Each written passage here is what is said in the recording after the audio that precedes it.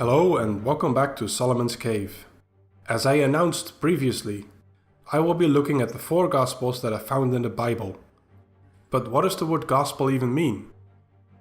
The origin of the word comes from the Old English, and it is a combination of 2 words.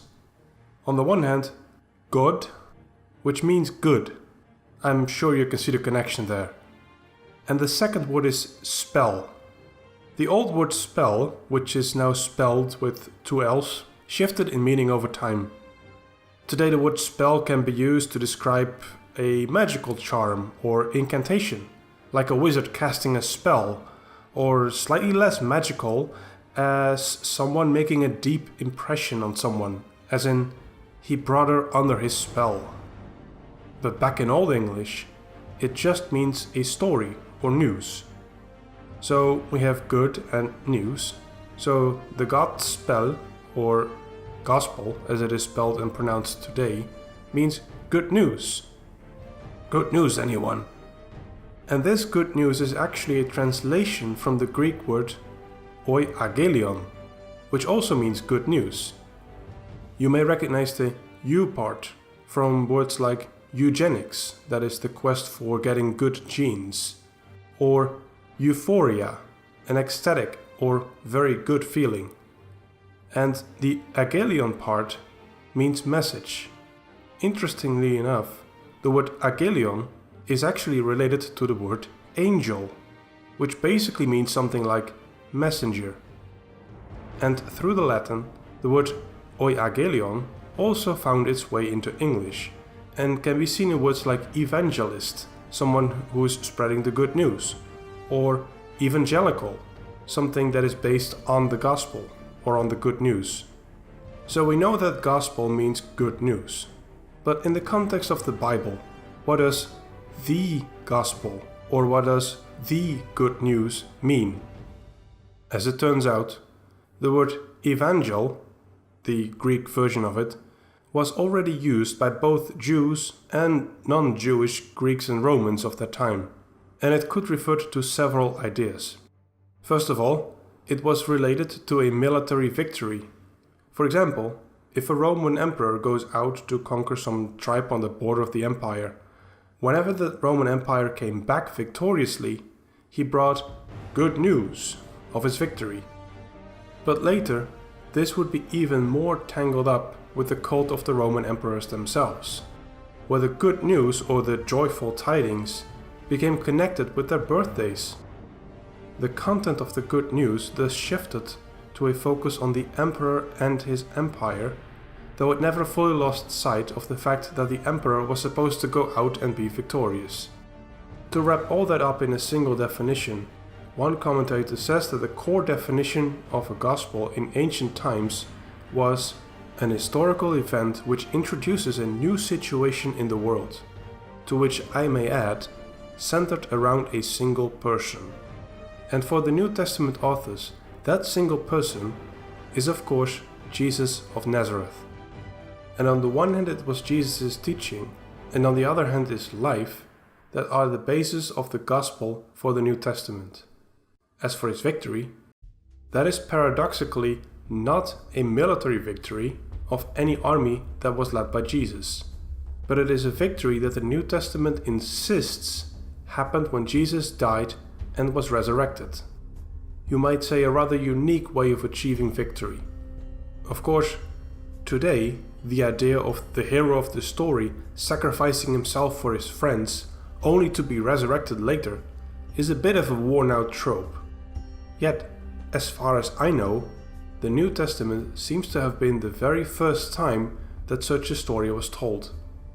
So then, when we look at the Bible, we see that there are 4 Gospels. Does that mean that there are 4 good newses?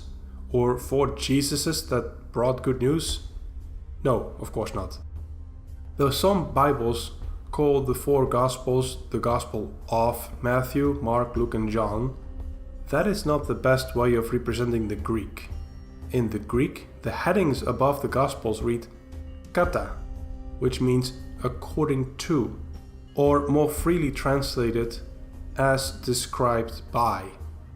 This means that there is one Gospel, but it is described by 4 different authors, each author writing from a different perspective, and each author having different details or having different sources, each author putting their own emphasis and writing for a different audience, and each author seeing different details and having their own unique strengths as a writer. Yet, since the idea of what a gospel is so wrapped up in the person and the teaching and the life and resurrection of Jesus of Nazareth, all 4 Gospels take on the form of a biography. Now, not necessarily a biography in the modern sense of the word, where you begin with someone's birth, and then his childhood and adulthood, and then his later years, and then you end with his death, or her death. Now, it is true that his birth is mentioned as well, though that is only in 2 of the 4 Gospels. And only one, namely Luke, mentions a single episode from Jesus' childhood. But what is most important in all 4 Gospels is clearly Jesus' few years of public life, starting with his baptism by John the Baptist, and all 4 Gospels spend a large portion of their respective books on the build-up to Jesus' death and then his resurrection. Now, briefly, what about all the other Gospels? Dan Brown and others have popularized the idea that there are many other Gospels. Some of them are supposedly more important and more reliable than the 4 Gospels in the Bible, like the Gospel of Philip and the Gospel of Thomas, the Gospel of Mary Magdalene, and Judas also wrote a Gospel, and then there are a whole bunch more. So, what about them? Well, on the one hand, since they are all different, they should all be discussed in a different way. Yet, there are a few things that work for most, if not all of them. First of all, the non-biblical Gospels are not in the form of a biography, but are usually just speeches or dialogues or describing one particular event. And that's fine, there is no law that says that Gospels have to be in the form of biographies. But it does show you that they are trying to do something different. Secondly, the biblical Gospels are all from the 1st century, with the Gospel of John perhaps from the very first years of the 2nd century. Yet, the other Gospels are all from the 2nd century or even later. Again, it is not a crime to write about Jesus more than a century after he lived. Yet they do get further and further away from the events and from eyewitnesses, and hence we can question how reliable they really are.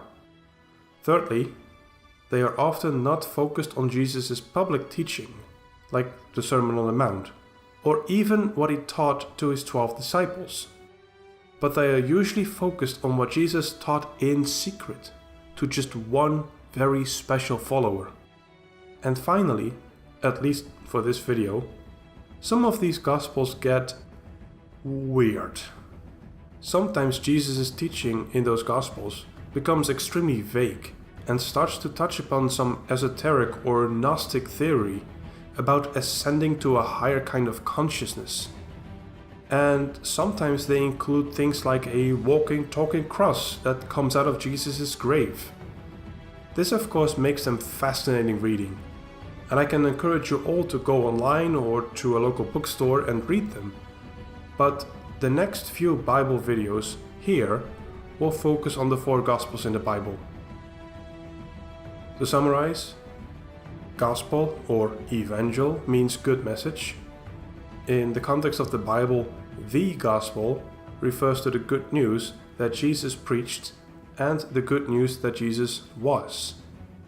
Then, a Gospel is one of the 4 biographies about Jesus as found in the Bible, and though there are also non-biblical Gospels, they are different in several significant ways. And with all these things in mind, you'll be ready to dive into Matthew next. If you want to know what else I'm working on and want to stay up to date, follow me on social media. Otherwise, you can also like this video and subscribe to my channel.